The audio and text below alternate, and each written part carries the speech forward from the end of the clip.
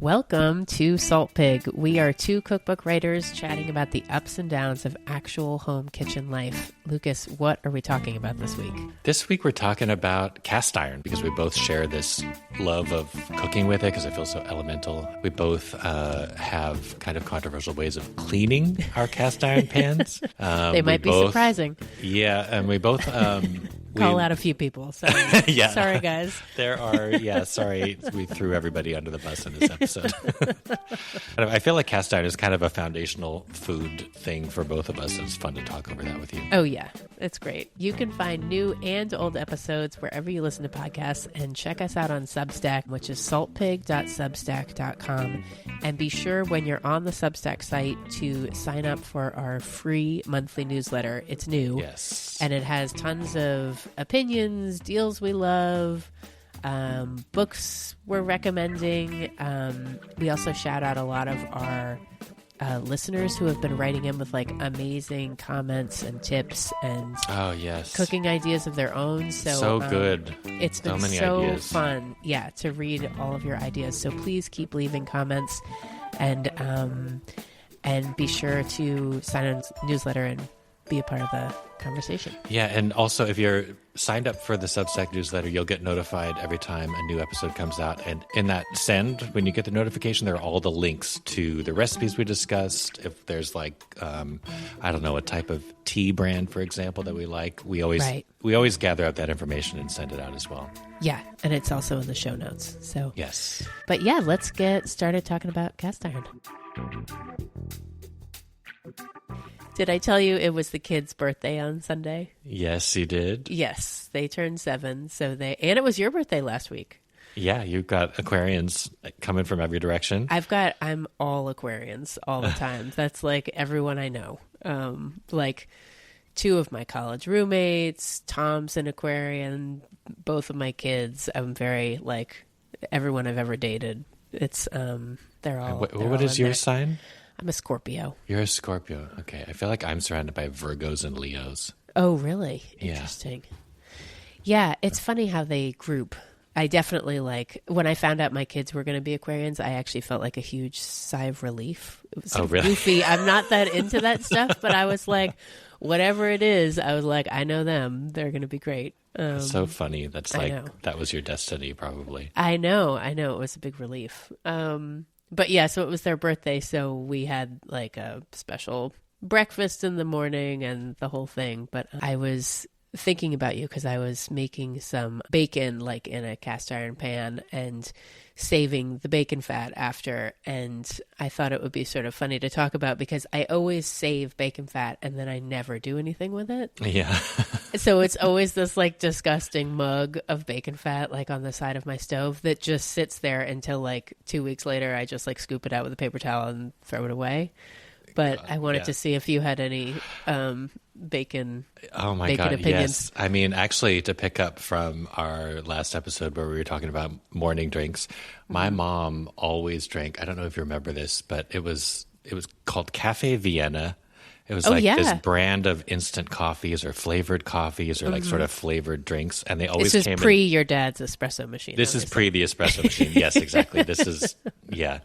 And it came in this rectangular can that had like a plastic lid, and my mom always saved them.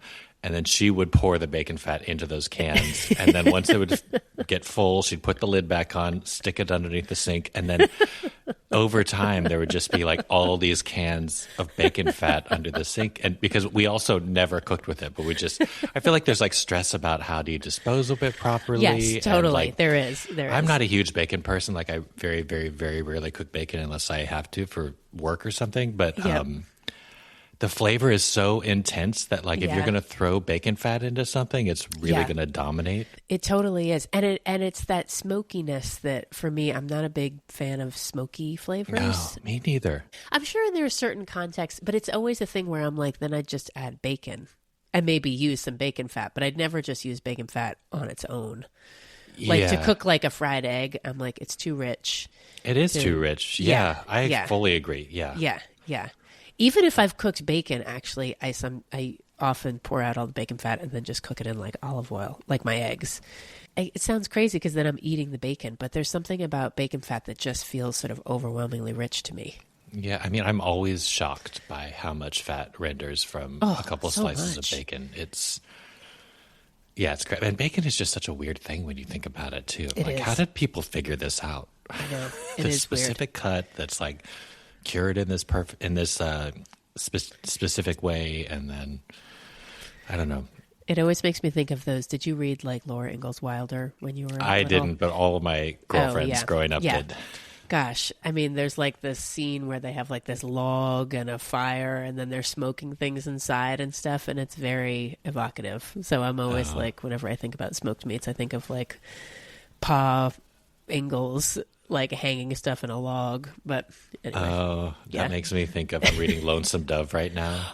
Everyone I know is reading Lonesome Dove. It's really good. It's very, very long. I'm kind of like at a pause before I pick it back up. Oh, really? But bacon is sort of part of the like breakfast out there. But then also these sourdough discard biscuits. Really? Which I'm intrigued. Like I did a little poking around online, and people have taken stabs at like what this could have possibly been. But really, I think the like fermented, the sourdough, the fermented flour stuff was just like dumped into a hot pan of bacon grease, and then that was breakfast. Oh my gosh, it's the ultimate combination of what we've been talking about. It really is. That's hilarious. Wow. I was like all set to read it because a friend recommended it, and then another friend recommended it, and I was like, I love books of the past. I think it's really fun to read something that's not like so contemporary.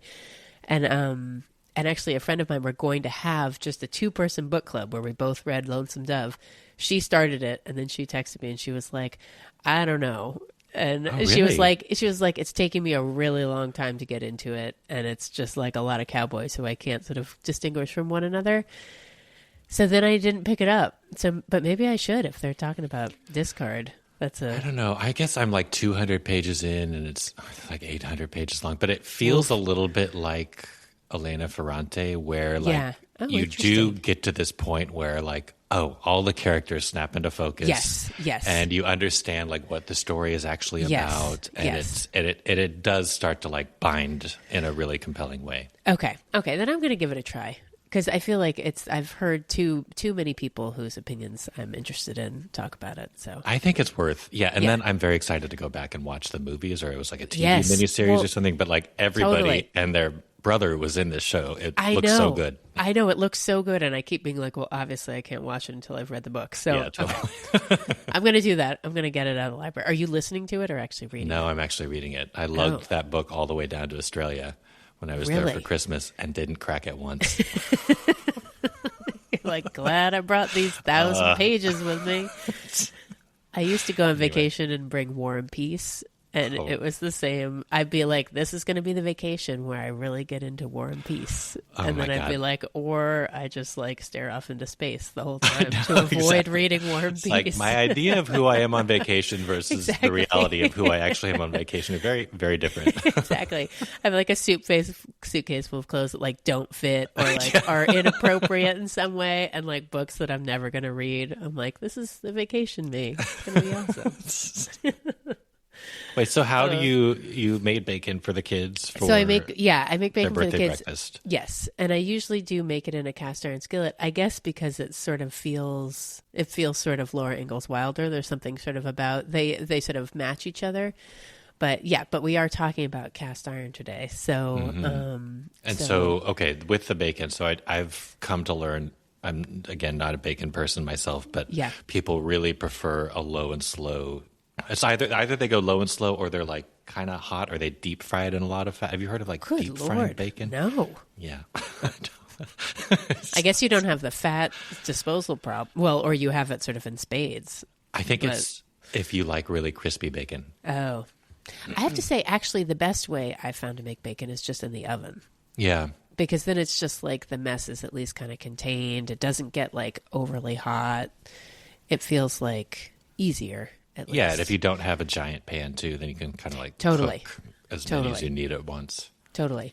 I do, when I'm doing it in a pan on the stove, I do, if I remember, put in like a little splash of water Do you ever do that? Oh, I've never heard of that. It's sort of counterintuitive because you'd think it with all the fat it would be weird, but in the beginning it sort of helps render out some of the fat, so it ends up getting kind of crispier. Oh, interesting. Yeah, that's a good little tip. But yeah, so we didn't. I have all this bacon fat and nothing to do with it, but that's okay. That's all right. I'll just toss it in a while.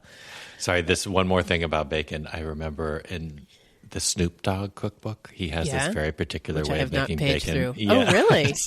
He bunches it. It's like basically in a ball, and then he just throws it in the middle of the pan, and then it lets it cook. And supposedly this yields perfect bacon. This does not sounds like it's going to yield perfect bacon. Doesn't sound like it's going to work. However, no. I don't know. Huh. Was this one with Martha Stewart? Yes. Okay. No, it wasn't with Martha Stewart. It was actually I heard about it because that Jess Demick, who we mentioned before, in her book Salad Freak, she wrote about this. Oh, and then I saw it actually in his cookbook as well. Oh, well, interesting. I'm not that tempted to try that, to be honest, but no. Yeah. Anyway, so you have the fat in the I have the fat mug. in the mug. Yep. The bacon's been eaten, and so here's the sort of crucial question of this episode. How did you clean your cast iron pan? I cleaned it thoroughly. And I'm always, I feel like this is like such a hot topic among even people who don't cook. And that's what I always find sort of interesting about it is like people who, like everyone seems to have an opinion on how you clean or don't clean your cast iron pan. But I'm in the camp of cleaning it because I feel like it's a pan that you've used to cook something and gets kind of funky, just like any other pan. I think the fact that it's black maybe like disguises some of the muck for people, so they just think like it's okay. I don't know, but I'm like, it's a pan; it needs to get cleaned. There's also this mystique, I think, around the patina and the idea that you're like building seasoning in the pan. So like the ones that are passed down from our grandparents and stuff, and it's just like there's a layer of all that cooked on crud that is what makes it like nonstick. Yes. But I think that's the question is like, that's the thing that I think people don't agree on is like, what is that patina? What are its qualities? What does it feel like? What does it taste like?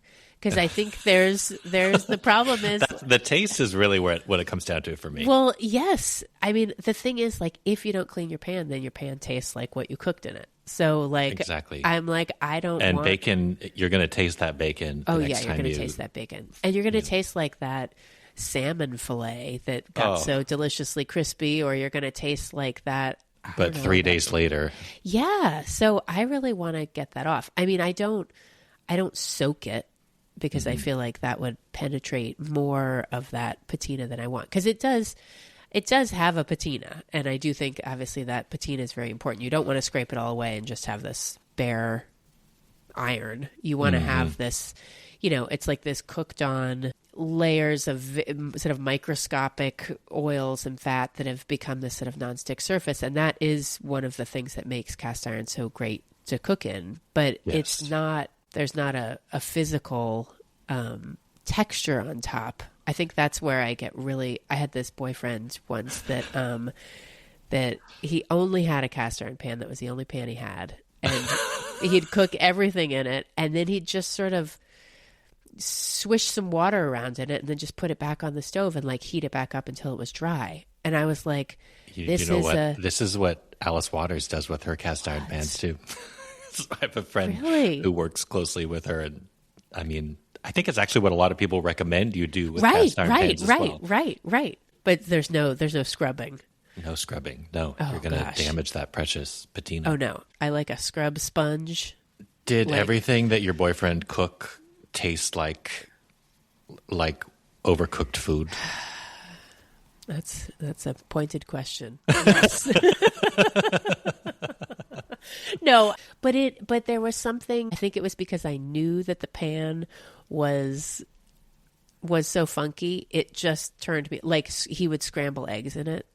Yeah. And then I'd be like, I know those scrambled eggs are just teeming with everything else. I never got like sick. It was totally fine.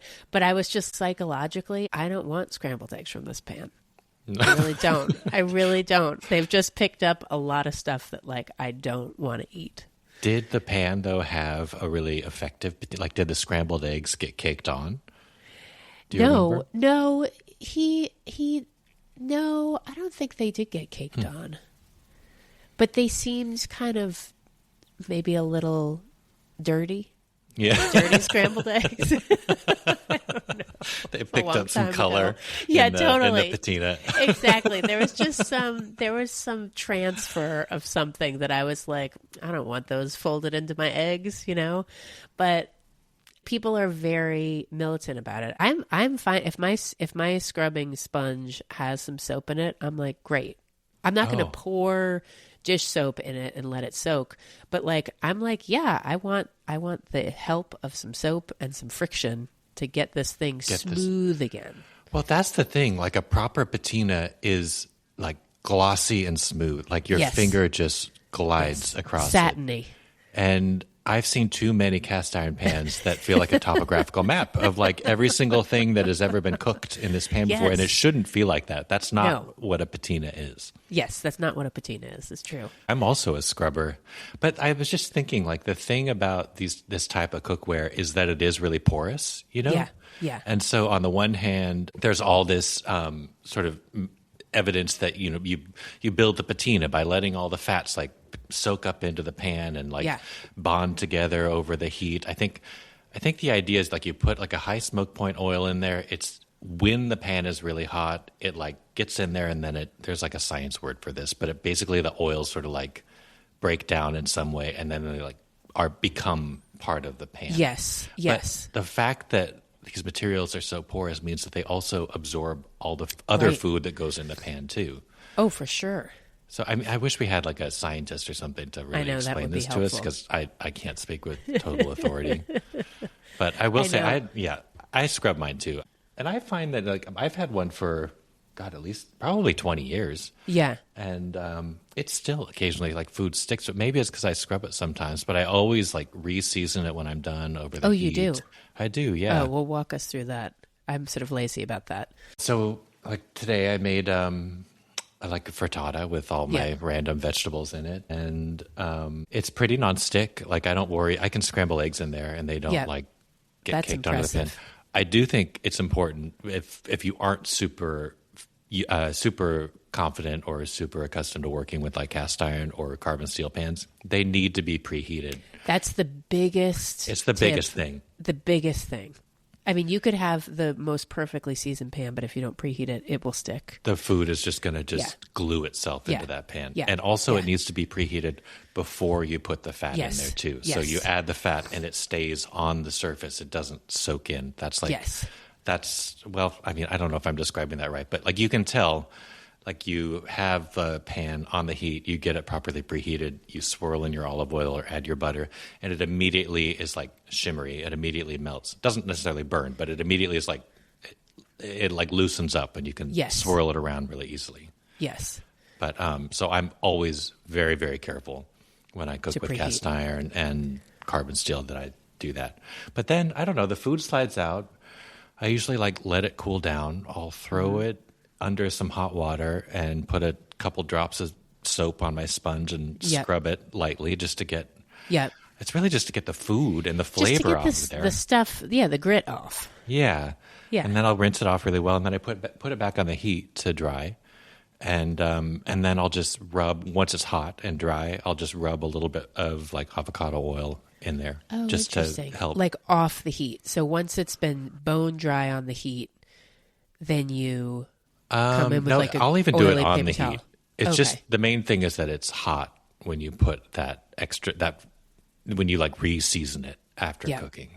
Interesting. And again, I mean, I'm not a pro at this. This is just kind of what I've done for the longest time. No, but those are some good details because I always dry mine on the heat because I know otherwise it can get a little rusty. So that I'm totally down with. But I don't re-season it very often, and I should because sometimes it looks a little dry.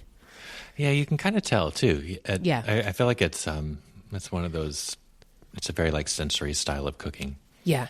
Yeah. It's such a great pan though. It's funny. Like I had these nonstick pans that, like when we moved, for some reason, the box that had like my stainless steel pans got lost or stolen somehow. Oh no. I know, it was such a downer. So the only pans I had were these nonstick pans and then my cast iron pan. And somehow my cast iron pan was sort of somewhere else in the kitchen. So I just got used to using nonstick pans for everything, which is really not a fun way to cook. No. And I just got lazy about it. And that's just the pan that was right there. So that's the pan that I used. But then I got back into, I got myself one stainless steel skillet and then I came back to the cast iron pan and I was like, oh, right. Like it's such a more joyful way of cooking. The results you get are so vastly improved. Oh yeah. If you're interested in things that are like seared on the outside or crispy on the outside, or you have any sort of, basically if you just want to control how your food is being cooked, it's like something about nonstick. It's just like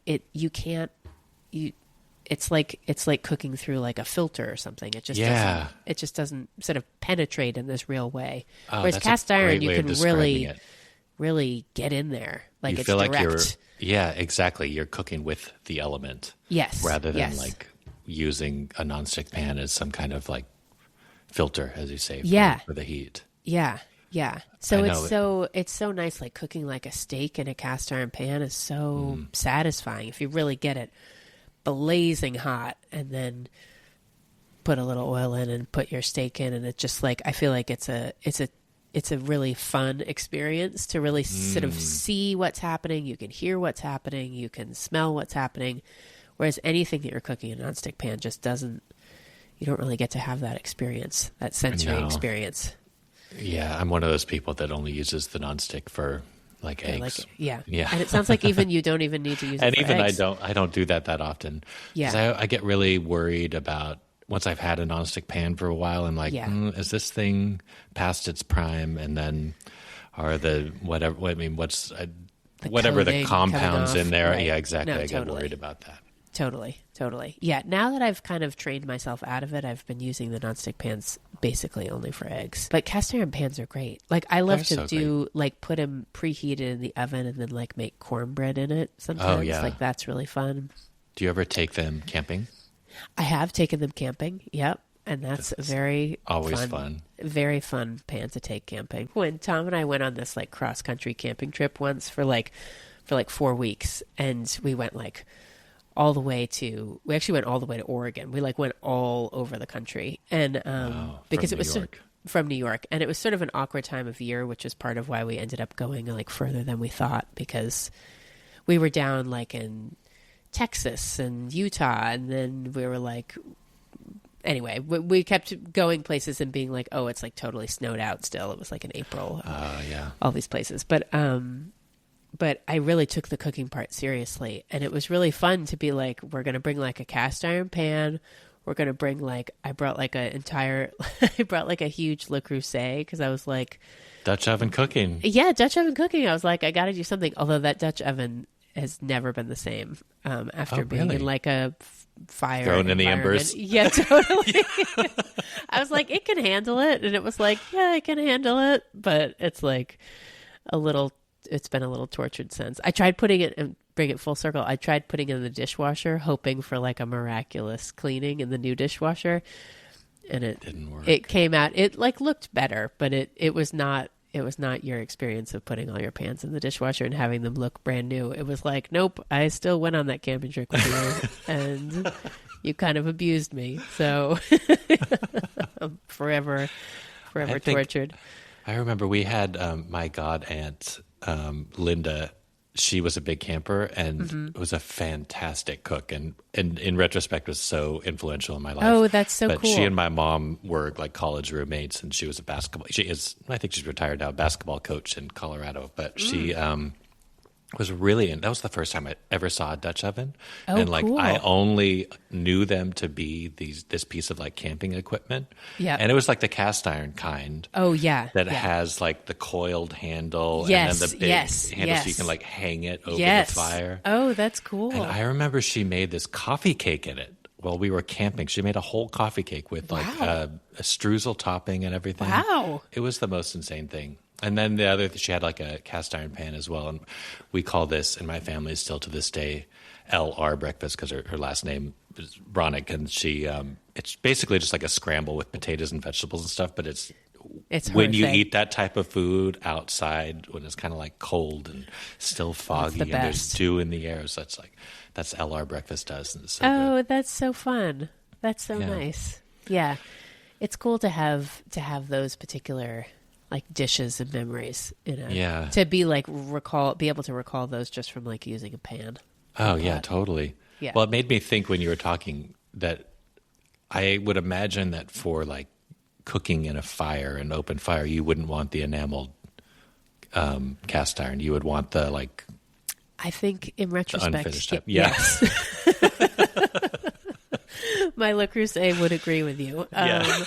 It did it. It did it, and it did a good job. But yeah, it looks like it's been through kind of a war.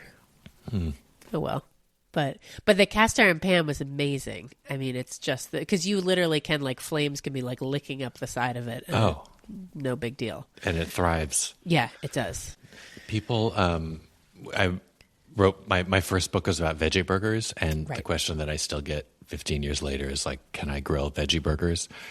Will this recipe work on a grill? And sometimes they do, sometimes they don't. But the way to like ensure that you can cook it on the grill, throw the cast iron pan directly on the grates and just use that. Then you'll capture kind of the smoke that's inside your grill without any worry of anything falling through the grates. Yeah. So I actually bring the cast iron pan out to the grill a lot. I could imagine in the summer and stuff. That's a great idea. Have you ever used those grilling baskets? Those like perforated pans? Yeah. With the ones that you like clamp them shut? Or there's those, or they have these sort of new ones that are almost like I think they're called like a basket. Yeah. I know what you're talking about. I keep wanting to like them and talk about impossible to clean. They're just like, they're just kind of a disaster to clean. So I feel like I've never gotten into them, but they're stainless steel, just better. Yeah, they're stainless steel. Yeah, so I feel like then even my stainless steel pans, like that oil is just baked on that. You know, like what's the word I'm trying to like calcified? Not calcified. I think it's like polymerized or something. Something like that. Where it's sticky. Yeah, where it like becomes a new substance and it's glue. And it's so hard to get off. But so hard. Like those baskets just become coated in whatever that is. That's what ours have become. I should just use my cast iron out there. That's a much better idea. I guess it's fun to think about like it sort of touching the flame, but I don't even really like smoky things. So. Yeah. Well, I was going to say I do love baking in my cast iron pan. There's something about like the cornbread or a skillet cake or making like flatbreads and things. Ooh, yeah. Or like soca, you know, with the chickpea. There's just something really, I mean, goes back to it being really satisfying to like cook with this thing that feels so elemental. Totally. But, and especially with like cornmeal or maybe soca's the same, it's fun to have something that makes like that crust, you know, it really caramelizes something in this way that like other pans just won't. So it's like, it's a nice way to get some texture on your food that I think otherwise you might not. What do you do for your soca? I have some of that flour and I've used it like a couple times and it's been great, but I haven't like I haven't like totally immersed myself. I do a pretty standard, it's like equal parts chickpea flour to water. Yeah. I always let it rest for as long as possible, like at least an hour. But and it's just like, I feel like with beans, you just need them to hydrate in order to be easier to digest. Yeah. So I'll let that soak. Can't think off the top of my head if it's exactly like 1 cup flour to 1 cup water, but somewhere around there. Something like that. And then like the cornbread, I preheat the cast iron skillet. I throw in a bunch of oil. And then the trick that I remember reading online and that it's been seared into my memory is like when you pour the batter, because it's pretty thin. It's like thinner than, it's like crepe batter really. Oh, interesting. And you want to pour it like on a spoon or a spatula or something so it kind of like disperses on top of the hot oil. Oh, interesting. Rather than, puncturing. Pouring, right. Yeah, right. so that's what keeps it from getting stuck into the pan. And then oil sort of like flows over the top of it as well. And then Like over an overturned spoon? Like, yeah. oh, Basically interesting. something that's just going to like fan the batter out Yeah. and Yeah. not apply so much pressure on top of the oil, if that makes sense. Interesting. That's a very good tip. I should make those, because then do you just fill them with whatever? I mean, I just kind of slice them up and like throw some salt on top, and it's a little snack thing. I have a recipe in one of my books where I threw a handful of like shredded radicchio on top. Yeah. And I would imagine, and so not like a ton. You don't want to like weigh it down with vegetables, but like throwing some vegetables in there is really nice. Yeah. You can scatter some like hard cheese, which is really good. Oh, okay. I'm thinking something out right now where I have this vision for like a fluffy soca that'll be a little bit like frittata-like, but have all the bean quality as well. So ooh, that's a fun I'm idea. soaking it and then folding whipped egg whites in. Oh, trying to make some great kind of like idea. soca souffle. It's not really working yet. I don't know if it ever will, but oh, well, it sounds like kind of a fun thing to try. keep poking at it for a while. Yeah. Oh, that would be interesting. So the kids are off here. It's like winter break. What are you guys doing for dinner tonight? I think we're having pasta. Okay. Yeah, we're going to keep it simple. We have some sausage and some cherry tomatoes that need to get moved along and some kale. So just like one of those, a sauteed onion, sort of make a mix of stuff and then just throw some pasta in. But everyone seems to like that. Yeah. Yeah, a kind of one-pot dinner. And it's a good way to... The kids will sort of pick around what they don't like, but then you can kind of force them to eat little bites of various things. So it's good. Oh, so it's kind of like chunky. It's chunky. Yeah, not saucy. They love a saucy thing, but sometimes I just don't. It's funny, they like love tomato sauce, but then they don't love tomatoes. Huh. Kids. I mean, I get that. I feel like a lot of kids love ketchup. But it's true. Don't like tomatoes, maybe? I don't know. That's true. They're kind of like different. What are you making for dinner? We had this really fun activity over the weekend with our friends Rosie and Manny, where we went up to Arthur Avenue. Have you been? Oh, I have yes. not. I'd never been there before, and it's actually like a 25-minute drive from where we live. It's Is so it much really? closer than I realized. Yeah. Oh my God. I mean, getting there on the subway takes forever. It's a nightmare. We had a car, so we could just drive up there. Oh, that's great. It's so fun up there. It's we so went up fun. there recently to go to the zoo, and I was like, zoo schmoo. I was like, but we're going to get sandwiches before I end at Arthur Avenue. Oh yeah, the sandwiches were so good. They were great. So which place did you go to? Well, we went on a Sunday, and a few places were closed, but we did go to Casa de Mozzarella. That's the really popular That one. was really fun, and the mozzarella was really good, and we got sandwiches there. They were delicious.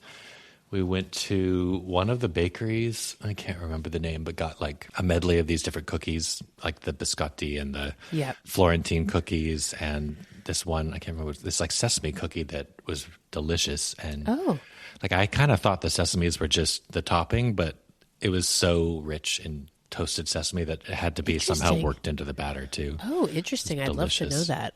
But anyway, we then went shopping, explored, had lunch, came home with all our goods, and then made dinner from what we bought. It was kind of like a whole day activity. It was great. It sounds great. Yeah, it was really fun. And we made pasta that we hand rolled and then worked it into a pasta dish sort of similar to what you just described with some lingering odds and ends. But then there were all these, we made ravioli. Oh. So holy smokes, that's fun. We hand rolled them, and it was like a project, and it was kind of nice to be able to divvy up the work. And doing a project like that with some pals, I think there's like nothing more lovely on a Sunday afternoon. Yeah. And we were joking too. It's like, this is why ravioli are so expensive. It takes 4 people to make one ravioli. But then there were all these like pasta scraps left over from trimming the ravioli, and I just dried them out. Good idea. And tonight I'm going to do something with them. Yeah. I would have this like non-dairy cheese sauce that's kind of good. It's actually really delicious. But I was thinking of making a little stovetop mac and cheese situation. That's a good idea. Oh, I love the idea. And all the pieces are sort of like they're not long pieces. They're kind of short. No, or they're just short, squiggly, thin, thick. Yeah, it's a mix. But they did dry out really nicely. Oh, I bet that will be so cool. Oh, fun. That's neat. Yeah, we went yesterday. Speaking of stuffing starches with friends, we went yesterday to my friend Angela's house because it was Lunar New Year, and she was like, "Oh, come over and we can like make dumplings." And the kids, fun! I'll think it. So we did that yesterday, and it was so fun. And it is like we were like, "Oh yeah, of course." Like, we got there and we were chit chatting and whatever, and sort of lost track of time, and then all the kids were like, "We're hungry," and we're like, "Oh yikes, gotta like make dumplings from scratch." But but it was great, and everyone loved them. They were really fun. I've done that before, dumpling as a shared activity before dinner, and it's one of those things too. Especially if you aren't much of a cook, it gives you such an appreciation for what the food is. Totally, I'm a big fan of group cooking activities like that. Yes, and like the kids thought it was really fun to like. I mean, they were doing these very weird shapes. Like everyone was sort of folding them in their own ways, which I thought was actually kind of interesting because when we cooked them all, it really, this is obvious, but it really does make a difference, like what the shape is. Like my son kept making these ones that were like really smushed together. So the dumpling wrapper was like, there's layer and layer and layer of the dumpling wrapper sort of on the outside. Chewy and doughy. Yeah, so it was really chewy and doughy. And then the ones that, other ones that we made that were sort of looser were sort of, that like tender, delicate sort of. Yeah. So it was really fun. It's fun to. Oh, that's great. Yeah, cooking projects with people is. I love to. And like share all the work of it, turn that work into a fun activity, and then everybody cleans up afterwards. Everybody enjoy. It's really the way to go. Yeah, it is. All right. Well, good. Enjoy your day with the kids today. Thank you. Pasta for dinner. Yeah, totally. You too. I'm curious how the scraps turn out. I'm sure they're going to be pretty awesome. I think they'll be good. I mean, it's pasta. Yeah. How about you? What could be bad? Great. Okay. Well, we'll I'll just talk to you soon. next week. Yeah. Sounds good. Okay. Bye, Ellie. Bye.